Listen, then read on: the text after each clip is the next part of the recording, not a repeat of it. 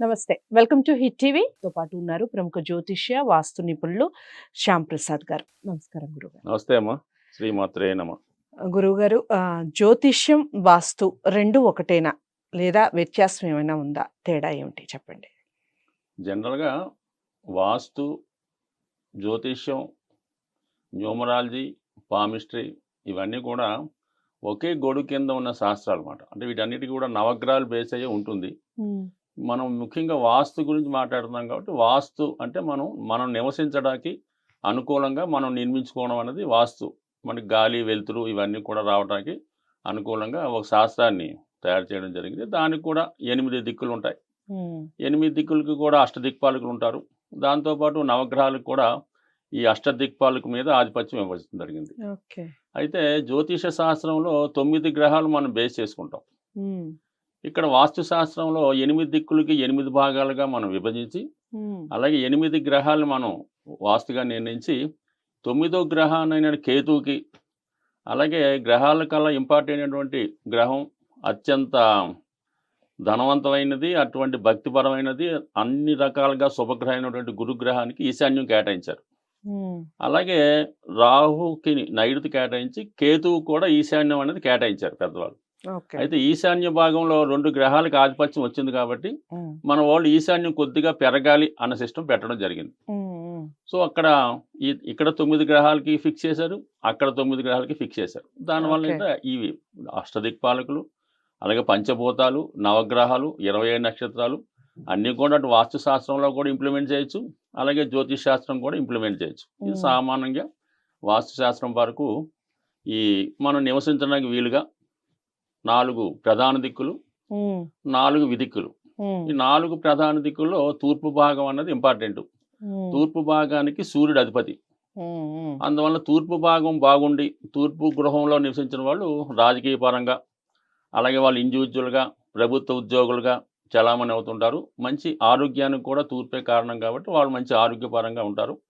ఆ ఇంట్లో యజమానికి అంటే ఎవరైతే యజమాని ఉంటారో వాళ్ళకి మగవాళ్ళకి కొంత ఆధిపత్యం అది ఉంటుంది, వాళ్ళ మాట ఇంట్లో చెల్లుతూ ఉంటుంది. అందువల్ల తూర్పుని అందరూ ఎక్కువ కోరుకుంటారు. ఎక్కువగా పొలిటీషియన్స్ కానీ ఎక్కువ ఇండివిజువల్గా ఉన్నవాళ్ళు రాజకీయ నాయకులు కోరుకుంటుంటారు. దాని తర్వాత శుభమైన దిక్కు ఉత్తర దిక్కు. ఉత్తర దిక్కుకి ఏంటంటే ఈ బుధుడు దానికి అధిపతి. అంటే బుధుడు కూడా ధనాన్ని ఇచ్చేవాడు, విజ్ఞానవంతుడు, విజ్ఞానకారకుడు. ఉత్తర దిక్కు కుబేర స్థానం అని కూడా అంటారు. అందువల్ల ఉత్తర దిక్కు అనుకూలంగా ఉండి ఎటువంటి గొయ్యలు కానీ ఎటువంటి చెత్త చెదారం లేకుండా నీట్గా ఉంటే కంపల్సరీగా గృహంలో ధనానికి విలువ ఉంటుంది. అందువల్ల కుబేర స్థానం ఉత్తర స్థానం. ఇది స్త్రీలకి ఆధిపత్యం ఉంటుంది. ఉత్తర దిక్కు ఉన్నటువంటి గృహంలో ఆ కుటుంబంలో ఉన్నటువంటి యజమానురాలు మాట చెల్లుతూ ఉంటుంది. ఆ ఇంట్లో ఆడపిల్లలు చాలా టాప్లోకి వస్తుంటారు.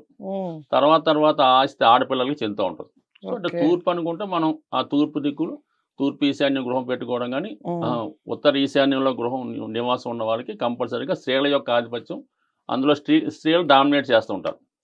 మీరు ఒక వ్యాపార సంస్థలో కానీ ఒక టీవీ సంస్థలో కానీ చూస్తే ఆ సంస్థకి ఉత్తర ద్వారం ఉండి ఉత్తర ఖాళీ స్థలం ఉంటే అందులో స్త్రీలకు చాలా ఆధిపత్యం ఉంటుంది. ఓకే. అదే తూర్పు దిక్కు వచ్చి ఉండి తూర్పు ఆధిపత్యం బాగుంటే అందులో మగవాళ్ళకి ఆధిపత్యం బాగుంటుంది. సో ఈ 2 దిక్కులు ప్రధానంగా అదృష్టవంతమైనగా అందరూ కూడా భావిస్తుంటారు. కామన్గా అది మనకి వర్తిస్తుంటుంది. అంటే మిగతా దిక్కులు కూడా అదృష్టవంతమైనవే, దేనికి అది ప్రాముఖ్యత ఉంటుంది. ఇప్పుడు దక్షిణ దిక్కు చూసుకుంటాం. ఇప్పుడు దక్షిణ దిక్కు గురించి మనం మాట్లాడుకుంటే దానికి కుజుడు అధిపతిగా ఉన్నాడు. కుజుడు అధిపతిగా ఉంటాడు. కొంతవరకు అష్టదిక్పాలకులు యమధర్మరాజుకి దక్షిణ దిక్కు ఇచ్చారు. సో అందుకనే దక్షిణ దిక్కు అన్నది కొంత కంట్రవర్సీ అని చెప్పడం కానీ కొంత వేగవంతంగా ఇది పోలీస్ స్టేషన్లు, హాస్పిటల్స్ బాగా సెటిల్మెంట్ చేసే వాళ్ళు కొద్దిగా ఆ యాంగిల్లో ఉన్న వాళ్ళకి దక్షిణ దిక్కు చాలా బాగుంటుంది. అలాగే వ్యాపార సంస్థల్లో కూడా దక్షిణ దిక్కు ఫేసింగ్ ఉన్న నిత్యం జనంతో రద్దీ ఉంటారు. అక్కడ ఏదో ఒక సంఘర్షణ గొడవ జరుగుతుంటుంది. ఆ దక్షిణ దిక్కు ఉన్న వాళ్ళకి ఈ డిపార్ట్మెంట్లో ఉన్న వాళ్ళకి పోలీస్ డిపార్ట్మెంట్ వాళ్ళకి వైద్యులకి వాళ్ళకి 24 గంటల పనే ఉంటుంది. అలా ఇంటికి వస్తారు, కొద్దిగా భోజనం చేస్తే ఫోన్ వస్తుంటుంది. అందువల్ల దక్షిణ దిక్కు అన్నది ప్రశాంతత కోరుకున్న వాళ్ళకి అది ఉండదు. చాలా బిజీగా ఉన్న వాళ్ళకి ధనాన్ని సంపాదించే వాళ్ళకి వీళ్ళందరికీ కూడా దక్షిణ దిక్కు చాలా బాగుంటుంది.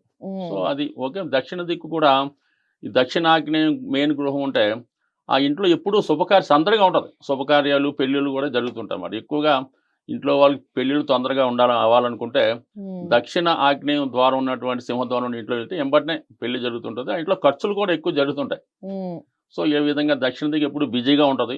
ఉమ్, అలాగే న్యాయశాఖలో కానీ రక్షణ శాఖలో కానీ ఉద్యోగం కోరుకున్న వాళ్ళకి అందులో ఉన్న వాళ్ళకి అది బాగుంటుంది. ఉమ్. ఇక ఫైనల్గా పడమర దిక్కు. పడమర. ఉమ్, ఈ పడమర దిక్కుకి ఏంటంటే శని అధిపతి అవుతుంటాడు. ఉమ్, శని అంటేనే కొద్దిగా స్లో ప్లానెట్. ఉమ్, అందువలన అది ప్రశాంతమైన జీవితం కోరుకున్న వాళ్ళకి. అంటే ఉమ్, ఆఫ్టర్ రిటైర్మెంట్ ఎవరైతే చక్కగా ఇల్లు కొనుక్కొని ప్రశాంతంగా ఉండో, పిల్లలకంతా పెళ్ళి అయిపోయింది, మనకి ఏ బాధ్యత లేదనుకున్న వాళ్ళకి పడమర దిక్కు బాగుంటుంది. ఉమ్, పడమర దిక్కున్న వాళ్ళకి ప్రశాంతమైన జీవితం, ఏ ఇబ్బంది ఉండదు, ఏ తొందర ఉండదు, ఏ అద్భుతం ఉండదు, ఏదో పెన్షన్ వస్తుంటుంది, హ్యాపీగా ఉండడం జరుగుతుంటుంది. సో ఉమ్, అందులో మామూలుగా పడమర దిక్కులో ఒక పెళ్లి కావాల్సిన పిల్లలు కానీ, ఉద్యోగం కోసం అన్వేషిస్తున్న వారు కానీ ఉన్నప్పుడు వాళ్ళకి కొద్దిగా ఆలస్యం అవుతుంటుంది. అంటే ఉమ్, వ్యక్తిగతంగా పడమర దిక్కు అనుభూతులకి ఆ దిక్కు అధిపతి యొక్క ప్రభావం ఆ ఇంట్లో ఉన్న వాళ్ళందరి మీద పడుతుంటుంది. ఉమ్, ఎప్పుడైతే శని ప్రభావం ఆ ఇంట్లో వాళ్ళ మీద పడిందో వాళ్ళు ఉమ్, కొద్దిగా లేజీగా ఉండడం, పొద్దున్నే ఉమ్. లేకపోవడం, తర్వాత చేద్దాం అనుకోవడం జరుగుతుంటుంది. పోస్ట్ పోన్ పోస్ట్ చేస్తుంటారు. పోన్ చేస్తూ ఉంటారు. ఓకే. ఆ కారణం వల్ల ఏంటంటే అందులో డిలే అవుతుంటుంది. ఇప్పుడు అదే పెద్దవాళ్ళు సీనియర్ సిటిజన్ లాంటి ఉంటే వాళ్ళకి ఏం పని ఉండదు కదా, ఉమ్, హ్యాపీగా పూజా కార్యక్రమం చూసుకొని హ్యాపీగా ఉంటారు. ఓకే. అయితే ఏంటంటే మనం ఆ దిక్కు తీసుకొని ఆ దిక్కులో ఈ మైనస్ ఉంది కాబట్టి అందులో ఉన్నవాళ్ళు కొద్దిగా క్రమశిక్షణగా ఉండి పనులు పోస్ట్ పోన్ చేయకుండా క్రియామంగా ఉంటే అది పాజిటివ్గా మారుతుంది. ప్రతి ఉమ్, దిక్కు పాజిటివ్ ఉంటుంది, ప్రతి దిక్కు నెగిటివ్ ఉంటుంది. ఉమ్, సో అలాగే ఈ ఈ 4 దిక్కులు మెయిన్ దిక్కులు ఇవి. ఉమ్, అయితే మరి విదిక్కులు కూడా ఉంటాయి కదా, అవును. అందులో ప్రధానమైనది ఈశాన్యం. ఉమ్, ఈశాన్యం అన్నది ఏంటంటే మన ఇంట్లో ఉన్నటువంటి ధనం మీద, ఉమ్, అలాగే ఆ ఇంట్లో పెద్ద కుమారుడి మీద ప్రభావం చూపిస్తుంటుంది. ఉహు, నవే డేస్లో ఈశాన్యం భాగం కొద్దిగా ఇబ్బంది పడి ఉన్నా, కొద్దిగా డ్యామేజ్ అయినా కూడా ఆ ఇంట్లో పిల్లవాడు ప్రథమ సంతానం విదేశం వెళ్ళడం జరుగుతుంది. ఇప్పుడు ఓకే. దూరంగా ఉంటారు కదా, ఉమ్, అదే ఈశాన్యం పాడై ఆ ఇంట్లోనే పెద్ద కుమారుడు ఉంటే, తండ్రితో పాటు ఉంటే కంపల్సరీగా వాడు పెద్దగా గ్రోత్ రాలేకపోతుంటాడు. ఉమ్, అది ఈశాన్యం బాగుంటే సహకారిగా బాగుంటుంది. ఈశాన్యమే మెయిన్, అంటే మనకి ఊపిరి లాంటిది అనమాట. ఉమ్, మనకి ముక్కు మూసేస్తే ఎంత ఇబ్బంది పడతామో, ఈశాన్యం పాడైతే ఆ కుటుంబం అంతా ఇంట్లో అంతా చికాకులుగా ఉంటుంది. ఏది ఉమ్, జరగకపోవడం, ఒకరికొకరు ఇబ్బంది పడడం జరుగుతుంటుంది. అంటే ఒక విధమైన లక్ష్మీ స్థానం, అందుకే పూజనీయ స్థానం అది. ఉమ్, ఈశాన్య దిక్కు గురువు అధిపతి కాబట్టి ఆ దిక్కులోనే మనం పూజ చేస్తాం. మనం ఈ పూజ ఎక్కడ చేసుకున్నా ప్రథమ పూజ మాత్రం అక్కడే ఈశాన్యంలోనే చేయాలి. ఓకే. కేవలం మన సూర్య నమస్కారం కూడా ఆ ప్రాంతంలో నిలబడి చేసుకోవడం వల్ల దానికి పవర్ ఎక్కువగా ఉంటుంది. ఉహు, సో అది ఈశాన్యం యొక్క మెయిన్ భాగం. ఉమ్, ఈశాన్యం బాగలేకపోతే మిగతా దిక్కులు ఎంత బాగున్నా ఏం చేయనా కూడా గృహంలో ఎవరికి సక్సెస్ రాదు, మనీకి ఇబ్బంది పడుతుంటారు. ఓకే. అందువల్ల ఈశాన్యం నెంబర్ 1. ఈశాన్యానికి గురువు అధిపతి. ఉమ్, గురువుతో పాటు కేతువు కూడా అధిపతి ఉండడం వల్ల కొద్దిగా ఎక్కువ పెంచాలి. అంటే అలాగే మరీ ఎక్కువ పెంచకూడదు. కేవలం ఒక కొద్దిగా 2-3 అంగుళాలు పెరిగితే చాలు. ఓకే. మరీ పెరిగిద్దాం కూడా ఇబ్బంది అవుతుంది. ఉమ్, సో దాని తర్వాత ఆగ్నేయం ఉమ్, ఇంపార్టెంట్ అయింది, గృహంలో ఇంపార్టెంట్ అయింది. పొయ్యి. స్త్రీల ఆరోగ్యం, అక్కడ వంట వంట చేసేదంతా కూడా చేస్తారు. ఆగ్నేయం కాబట్టి అవును. ఉమ్, ఆగ్నేయం అనేది చాలా ఇంపార్టెంట్గా ఉంటుంది. అది ఆ కుటుంబంలో యజమానురాల మీద ఎక్కువ ప్రభావం చూపిస్తుంటుంది. ఓకే. ఆగ్నేయంలో గోతులు ఉన్నా, సెప్టిక్ ట్యాంకులు ఉన్నా, బాత్రూమ్లు ఉన్నా, టాయిలెట్లు ఉన్నా ఆగ్నేయం పాడవుతుంది. ఉమ్, ఆగ్నేయం పాడైందంటే కంపల్సరీగా ఆ ఇంట్లో ఉన్నటువంటి యజమానురాలకి గైనిక్ సంబంధించిన ప్రాబ్లమ్స్ రావడం, యూట్రస్ ఓకే. ప్రాబ్లం రావడం జరుగుతుంటుంది. ఉహు, అలాగే భార్యాభర్తల మధ్య ఫిజికల్ రిలేషన్ తగ్గుతూ ఉంటుంది. ఉహు, అలాగే ఆ ఇంట్లో చిన్నవాళ్ళు పెద్దవాళ్ళని డామినేట్ చేస్తుంటారు. ఉమ్, ఉమ్, అలాగే ఆ కుటుంబంలో పెళ్ళైన అమ్మాయిలు ఉంటే వాళ్ళు తరచూ పుట్టింటికి వచ్చి పుట్టింట్లోనే స్థిరనివాసం ఏర్పరచుకుంటారు తప్ప భర్తతో కాపురం చేయడానికి ఇష్టపడరు. ఓకే. అందుకని ఓకే. ఆగ్నేయం అనేది చాలా జాగ్రత్తగా ఉంటేనే ఆ కుటుంబంలో స్త్రీలకి యజమానురాలకి బాగుంటుంది. ఉమ్, యజమానురాలు స్త్రీలు బాగలేకపోతే ఇంక యజమాని ఎంత కష్టపడ్డా ఉపయోగం లేదు. అవును. అందుకని ఆగ్నేయం కూడా చాలా ఇంపార్టెంట్గా ఉండాలి. ముఖ్యంగా గోతులు అసలు ఎట్టి పరిస్థితుల్లో కూడా బాత్రూమ్ టాయిలెట్ లేకుండా చూసుకోవాలి. ఉమ్, సాధ్యమైనందుకు అక్కడ వంట అక్కడ చేసుకోవడం శ్రేయస్కరం. ఉమ్, దానివల్ల అందరికీ ఆరోగ్యపరంగా ఉంటుంది. ఆగ్నేయం వల్ల అంటే సూర్యకిరణాలు పడడం వల్ల ఇవన్నీ కూడా పెద్ద సబ్జెక్టు. బట్ మొత్తం మీద ఆగ్నేయం ఇది. ఉమ్, దాని తర్వాత ఏంటంటే వాయువ్యం. ఉమ్, వాయువ్యానికి చంద్రుడు అధిపతి. అది ఉమ్, మనస్కారకుడు చంద్రుడు. ఉమ్, వాయువ్యం ఏమాత్రం పాడైనా, ఉత్తర వాయువులో డోర్లు ఉన్నా కంపల్సరీగా ఇంట్లో ప్రేమ వ్యవహారాలు ఉంటాయి. Love affairs, okay. ప్రేమ వ్యవహారాలు చేసుకోవడం, కొంతమంది కొంచెం చిన్న చికాకులు పెట్టడం జరుగుతుంటుంది.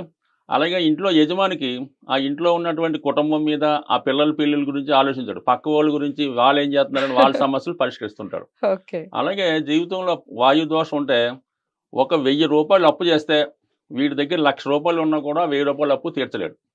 అలాగ చిన్నగా అంటే వాయు దోషం ఉన్నటువంటి ఇల్లు మనం అప్పు చేసుకుంటే ఖచ్చితంగా ఇల్లు మునిగిపోతే చివరికి కోర్టు దాకా వెళ్తూ ఉంటుంది అనమాట. అందుకని ఇంపార్టెంట్గా ధనం మీద మనసు మీద వాయువుని చూపిస్తుంది.